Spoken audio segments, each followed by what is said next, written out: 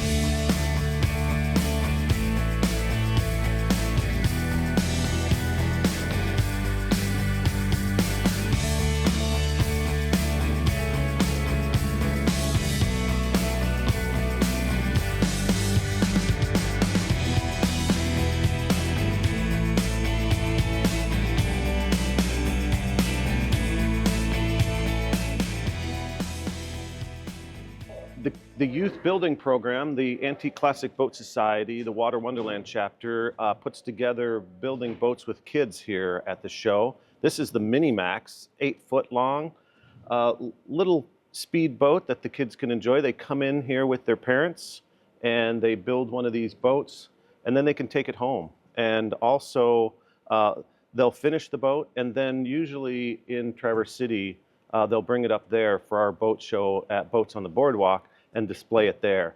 They win a trophy and stuff, but it's a great program to help introduce kids woodworking or new to boating, or maybe even get them into an antique wooden boat someday.